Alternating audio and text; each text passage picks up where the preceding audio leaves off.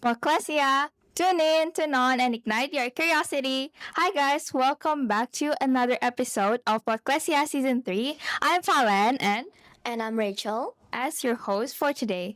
And now we're at Sagarmata 9.0 and we're also joined by some several alumnus of Smakwan BPK Pernabur and that they are the Blues Entertainment. Yay! Thank you so much for having us. Nah, sebelum itu boleh kenalin diri kalian dulu gak sih? Dan role kalian di The Blues itu sebagai apa?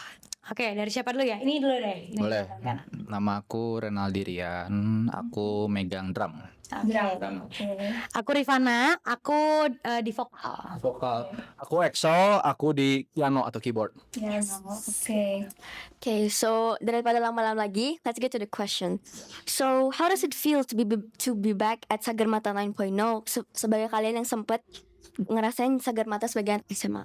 Weh, seru banget pastinya. Gimana nih Pak? Nostalgic. Nostalgic. Pasti ya. Happy. Happy. Bisa diundang lagi ke ke alma mater gitu ya.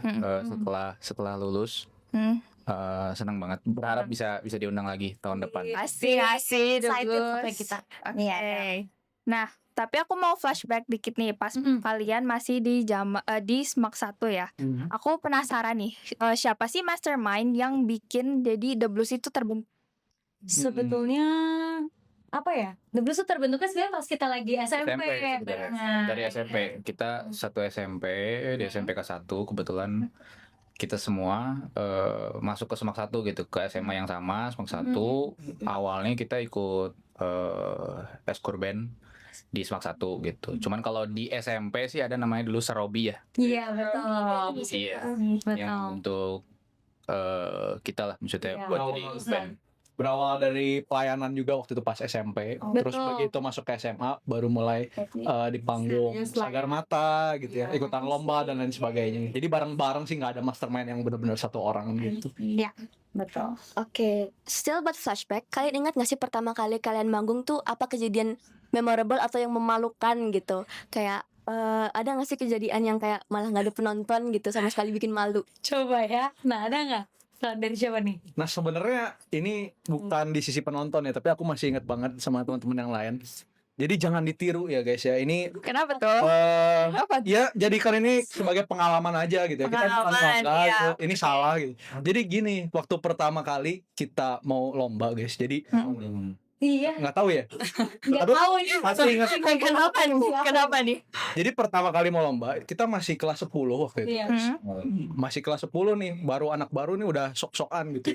Jadi kurang lebih mungkin seminggu sebelum lomba, kita kan latihan band sampai sore di ruang band, kalian pasti tahu kan. Kalau dulu tuh di bawah ruangnya ya, nggak tahu masih jadi ruang band sekarang. Deket tangga ya. Dekat Iya, tangga, yang sebelah iya. ruang OSIS itu. Nah, sebelah Iya, ruang OSIS. masih. Iya. Kita kan beres sore latihan apa segala macem, dikasih izin, udah gitu pulang, kita lewat lift. Nah, Kenapa tuh? Ada jadi apa di ya? lift ini kalau kalian tahu ada kode-kode rahasia guys. Kode rahasia. Yang kalau misalnya kita kombinasi nih angka 1 sama pintu dibuka, kita tekan lama, tuh liftnya mati guys. Itu bukan beneran ya, tapi maksudnya contoh aja. Nah, pas kita jadi kita ya jahil lah seperti anak SMA pada umumnya gitu kan. Pas pertama kali neken-neken apa segala, oh nggak apa-apa gitu. Kita beres pelatihan neken-neken, oh sempet mati nyala lagi apa segala macam, nggak apa-apa, pulang ya pulang aja. Besoknya guys tiba-tiba pagi-pagi dipanggil guru BK. Kawan. Iya itu dia, katanya liftnya nyangkut guys antara lantai 1 sama lantai 2 gitu. Ya tapi itu pengalaman aja, bukan ditiru. Jangan ditiru Iya. ya. Kode tadi lupain aja. Betul, memalukan ya, memalukan baru anak kelas 10 udah gaya-gayaan, tapi ya itu jadi momen yang seru lah, kita jadi akrab gitu. Iya, benar. Di Gitu building chemistry lah. Iya betul itu. Oke, nah sekarang aku mau lebih nanya ke personal side nih. Kita kan biasanya lihat nih kalau The Blues tuh kalau perform di acara-acara pasti kompak banget. Nah, aku mau nanya nih, gimana sih kalian bisa bangun chemistry biar kalian tuh kalau perform bisa selalu kompak dan nyatu gitu kayak apakah kalian kayak gimana sih cara kalian bondingnya? Kayaknya ngomongin soal chemistry tuh kayak sesuatu yang ngomongin tentang waktu juga gitu. Karena kita cukup tadi yang kita cerita gitu dari SMP bareng. Jadi kayak udah kenal lah gitu satu sama lain. Memang ada beberapa personil yang mungkin baru kenalnya setelah lulus gitu. Tapi yang kita jaga tuh itu sih pengenalan kita masing-masing personal. di luar kita ngeband juga kita bangun relasi gitu as a friend gitu, jadi teman ngobrol, teman curhat, lagi galau kita ada gitu. Jadi itu mungkin yang bikin chemistry-nya juga di panggung tuh kerasa gitu. Gitu. Ada lagi nggak tambahan mungkin? Udah kita Ya mungkin mau nambah dikit, chemistry mungkin ada tapi bukan berarti selalu benar di panggung gitu. Ada aja sih kesalahan Iya, gitu. Tapi betul. berkat chemistry itu setiap kali menghadapi kesalahan di panggung, kita jadi udah tahu satu sama lain gimana cara menghadapinya lah gitu, jalan keluarnya. Karena udah tahu nih, oh si ini pasti mikirnya gini nih, gimana cara mengatasi ini kalau sampai ada yang salah pas tampil gitu. Betul. Ya. Aku ada pertanyaan nih. Kan kalian kayak dari SMP gitu kan lama banget. Pernah gak sih kalian ngerasain kayak pengen keluar dari band ini karena misalnya pendidikan pengen duluan, terus keluar masuk gitu, pernah gak sih kalian? Coba. Pertanyaan yang sangat culture ya. Kalau aku enggak sih ya. Enggak pernah. Aku jujur aku pernah, karena dulu tuh lagi SMA, aku tuh ikutan OSIS juga kan, dan semua halnya tuh kayak band. OSIS, guys. Enggak ketua OSIS yang hoax ya. Enggak ketua OSIS, tapi masa ikutan OSIS dan tahu loadnya gitu lah. Apalagi dulu aku ngerti banget semester 1 tuh kan lumayan ya, pelajarannya hektik banget gitu. Terus jadi kayak nggak bisa menyamakan ritme untuk ngeband juga. Jadi di situ kayak lumayan ada perasaan, aduh bisa nggak ya terus-terusan nyanyi di The Blues gitu. Lebih ke situ sih. Oke. Nah, tapi kita perhatiin kan member The Blues ini benar-benar keren banget ya. Terus kalau nggak salah kalau nggak salah juga salah satu membernya ada yang pernah jadi nge-MC di acara besar, bener gak sih? Waduh. Bener sih, bener gak sih? Ya ini Bener gak sih? Bener gak sih? nggak mungkin. Ya sih. Keren banget ya kalau itu udah another level of alumni Semaksa. Terima kasih banyak. Iya, nah karena tadi kita udah nanya-nanya, sekarang aku mau minta kalian buat sebutin satu kata yang mendeskripsikan The Blues. Apa dulu? Siapa dulu? Lu dulu deh.